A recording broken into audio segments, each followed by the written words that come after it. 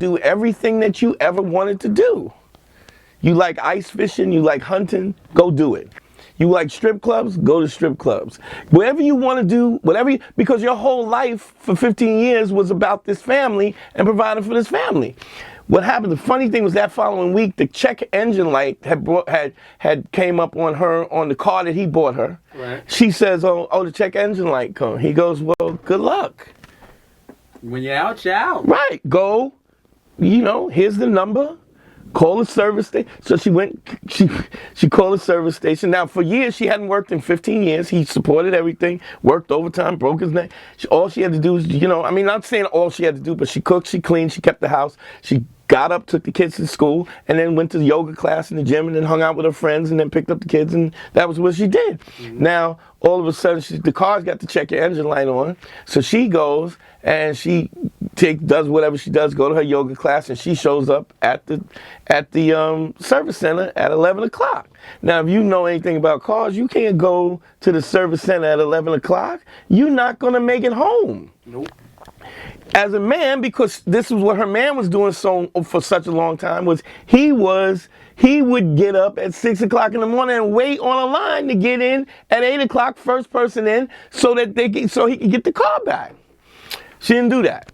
He called, she's there stuck all day. She calls him up, she goes, look, we got to pick up, I don't think I'm stuck here waiting for the car. I don't think I'm going to be able to pick up our daughter. He goes, I'm already here, I picked her up. He goes, this is why I do what I do. I get up early to do it because there's no way you can get in there at 11 o'clock and get home. But this is what you've taken for granted for 15 years, that this is what I do. Then he went, I think he was hanging out at a strip club. He met some little 24-year-old, ended up hooking up with this little 24-year-old. Now his wife is 48. Now he's with this little 24-year-old. He's traveled all over the world. He's worldly. No, he was a complete man. He had traveled across overseas. He had he had a job where he had money and and he had not only that, but knowledge. He had knowledge of things. Like when you're a 50-year-old guy, you got a guy for everything. Yeah. A plumber, you got a carpenter, and if you don't got a guy, you know a guy who got a guy. So he ended up messing with this chick. He's sleeping with this chick, this 24-year-old chick. He calls me up. He says, man, I messed up. I think I messed up. Why? So, naturally the house is ridiculous. He got a double sink in the house. Mm-hmm. He says, yo, my wife found a curly long hair and she put it on his sink to show him that she saw this thing. Right. He goes, what do I do? I said, well, you go back to the strip club, you get his long blonde hair this time and you put one next to it. And you leave him there. Right. He goes, you kidding me? I go, yeah. No, I'm not kidding you. Go and get another. And that's what he did. And eventually, the sink just got clean. There was never even a conversation about it. Because what she wanted him to do was go, but the minute he didn't give her the power, you asked for a divorce. This is what a divorce looks like. And she saw his value, too. Exactly. And he started understanding. The 24-year-old chick stripper. The 24 chick was a stripper, right? Yes. Okay. Then she goes, I'm, sometimes I dabble with girls, blah, blah, blah, blah, blah, blah, blah. This is my... hit the lottery. He ends up, he's 55 years old, ends up with his first threesome. So now, 24 and 23-year-old threesome, he's 55 years old. He's not in the greatest shape. He hadn't been working out. These little young girls are climbing all over his big hairy belly. Didn't even matter because they were into it. They liked him. Now, how do you put that genie back in the bottle after that? It don't. It don't go back. It don't go back. Now, this was years later. The other day, called me up. He says, I met this girl. She was 28 years old. We went out to dinner. She goes, well, I'm 28 years old. By the time I'm 32, I want to have my first kid by the time I'm 32. I want to be married by the time I'm 30. He goes, check, please. She goes, what do you mean, check, please? Well, I'm going. Let me pay for your drink and whatever, but I'm leaving. And she goes, why are you leaving? He goes, because what you were expecting, I'm not willing to give you. I don't even know you.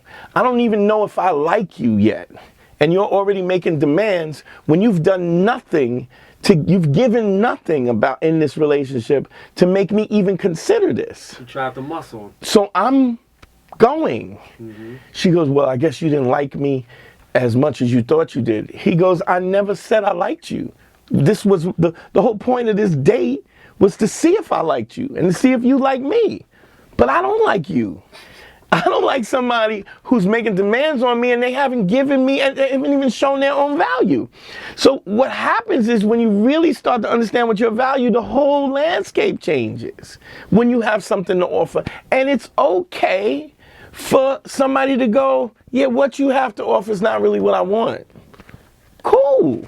Then they cry though and say you're cold, but you're just being honest. You know, they say you want the truth, you can't handle the truth. Don't you? Because when he's like, check please, but there's a lot of value in that, I guess for lack of a better word, cold stance. Well, yeah. Well, here's what's interesting.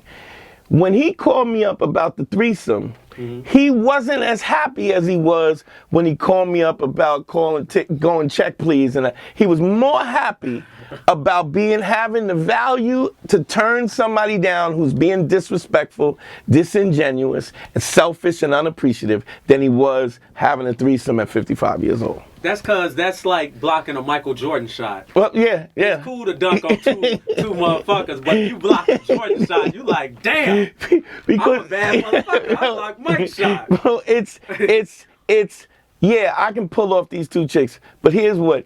In the context of my own value, I understand what my value is. Right. And nobody can ever change that again. I am different now than I ever was because I understand what my value is. Since then, dude has lost almost 80 pounds. Damn, so he started getting into the physical. Right. And you do one of the pictures holding his pants out. And his goatee is Dominican cut. It's tight. Jawline in. So you know when you start to understand what your value is, then that value starts to express itself outwardly as well.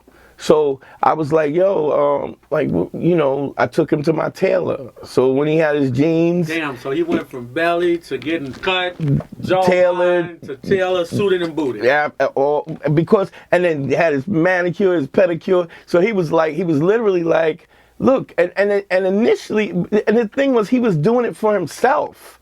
He wasn't doing it for we even talked about bodyscaping. Like, because look, here's what fundamentally what I've learned is there's so many dudes that are so inequipped for this game, they don't even shower. They don't even brush their teeth. Like you got bad breath. You can't, how you expect somebody to like, and then they use this as the guise to justify this inadequacy. I'm not going to change for nobody. Yeah. It's not even, but you're communicating that you don't care about yourself. Appearance has a lot to do with it. Sure. It goes back to the ab thing I was talking sure. about. Appearance, because when women see you're in shape, they say this guy's dedicated and focused. Right. That's what it says. He's willing to dedicate himself to something. Right. Maybe me. Yes, no matter what. But to the same token, I've seen girls go to a guy, oh, he's too pretty. It's his intention about how he looks is almost like he don't care about nothing but him. See, there's a line where it's you having respect for yourself and you being fanatical because you're so self-absorbed and shallow that you don't that it's too much. Yeah, that's the male equivalent of I'm a strong woman. Right. I don't need a man as a guy that's same too thing. Vain. Or a woman who's awful as a human being, beautiful, and just awful as a human being. Just selfish and unappreciative and just doesn't care. And you get this too, like it's crazy because Instagram is so crazy, and you get these Instagram models. It's amazing to me. And you watch the Instagram video, and it's some chick just holding the camera up to her, making eyes, and you like, this is the substance. I mean, it's nice to look at, big old booty twerking this, but if the substance of your whole character, the measure of your character is how you twerk and how tight your makeup is, yeah, I don't want that either. Because how's that going to end up? How's that going to end up? How am I going to have somebody who got my back and who's down for me when all you care about is your personal appearance? It's the same thing with a man. When you get a guy who's too pretty or too concerned with his looks. So, and if you guys want to listen to my podcast is called Man School 202. You can go to manschool202.com or just go to dantenero.com and click on podcast. You can get it there. You can also get it on iTunes. It's called Man School 202. It's I have everybody on it, men, women, trans, everything in between.